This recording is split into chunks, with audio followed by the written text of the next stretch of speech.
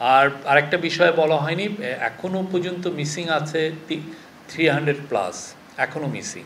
আজকের মূলত ছিল হলো টর্চার কিভাবে হয় এই ইন্টারিম রিপোর্টে এবং কারা কারা পারপিট্রেটর ছিল। তো সিঙ্গেল বিগেস্ট যেটা ফাইন্ডিং ছিল যে র্যাবের যে ইন্টেলিজেন্স উইং, এটা ছিল মেন মানে যে গুম হয়েছে যারা, তার মেন কালপ্রিট বা দ্য কিলার ফোর্স ওনারা বলছেন এটা হচ্ছে র্যাবের ইন্টেলিজেন্স উইং।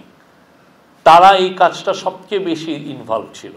এই পুরো যে গুম সংক্রান্ত কমিশন যেটা তাদের ফাইন্ডিংসে বলেছে, তারা অনেকগুলো বলেছে যে কিভাবে যারা ভিকটিমদেরকে নেওয়া হতো তাদেরকে কিভাবে মারা হতো।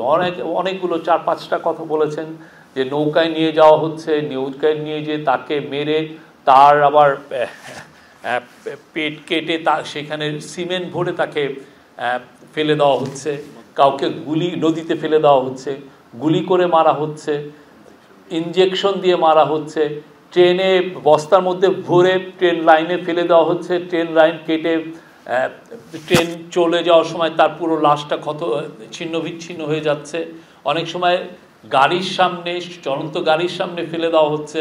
অনেকগুলো এটা হচ্ছে ভিকটিমদের এবং যারা পারপিট্রেটর দু একজন তাদের টেস্টিমনির যেটা পেয়েছেন গুম সংক্রান্ত কমিশন, তার আলোকে এই রিপোর্টগুলো করা হয়েছে। আর এই যে টর্চার কিভাবে করা হতো সেগুলো আপনার এই চ্যাপ্টারগুলো আপনারা দেখবেন, আমরা আপনাদের সাথে শেয়ার করব। প্রফেসর ইউনূস এগুলো শুনে বলেছেন যে মানে এদের এই বিষয়ে একটা আসলে হরর মিউজিয়াম হওয়া উচিত। বাংলাদেশে যে এটা ভয়াবহ যেই এনফোর্সড ডিসঅ্যাপিয়ারেন্সের যে ঘটনাগুলো হয়েছে সেটা সবার জন্য মানে এটা একটা ভয়াবহ বিষয়। তো আপনারা জানেন যে গণভবনে একটা মিউজিয়াম করা হচ্ছে, সেখানে এই বিষয়গুলো থাকবে, একটা হরর মিউজিয়াম থাকবে। এই গণভবনে যে এই জুলাই গণঅভ্যুত্থানের যে মিউজিয়াম করা হচ্ছে সেখানে একটা অংশ থাকবে এই হরর, কিভাবে এই যে তার ভিকটিমদের উপর কিভাবে অত্যাচার হতো। আর একটা বড় ফাইন্ডিংস হচ্ছে কেন যারা যারা করছেন কেন তারা এই এনফোর্সড ডিসঅ্যাপিয়ারেন্সে যুক্ত হলেন।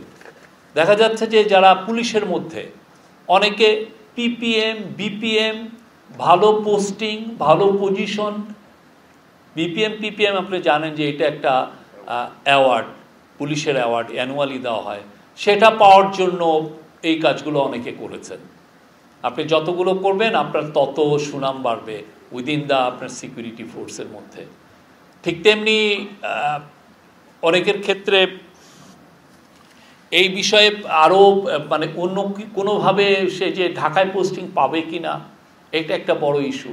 তো ওনারা এই কারণে প্রলুব্ধ হয়েছেন এই কাজগুলো করতে, এবং অনেকে করতেও চাননি, কেউ সরাসরি জানিয়েছেন। তার মধ্যে এরকম একটা লেটার আবিষ্কার করা হয়েছে গণভবনে, হয়তোবা গণভবনে চিঠি দিয়েছিলেন যে না আমরা এই কাজটা করতে চাচ্ছি না। হ্যাঁ, 2টা চিঠি পাওয়া গেছে। যারা যারা এই গুমের সাথে জড়িত তাদের বিচার বাংলাদেশের মাটিতে হবে। তো এই পুরো এখনও তো আমাদের কাজগুলো হচ্ছে। আপনারা দেখেছেন যে 1850টা কেসের মধ্যে 1350টা স্ক্রুটিনাইজ হয়েছে। আরও আমরা যেটা এখন পর্যন্ত আমরা জানি যে সাসপেক্ট করা হচ্ছে যে 3500-এর মতো গুম হয়েছে। তো এই পুরো কেসগুলো ওরা কোথায় গেল তাদের সন্ধানটা, এই কাজগুলো খুব স্লো, কাজগুলো খুব ডিটেইলে করতে হয়। এই পুরো কাজগুলো হোক, যারা যারা জড়িত তাদের সবাইকে বিচারের সম্মুখীন হতে হবে।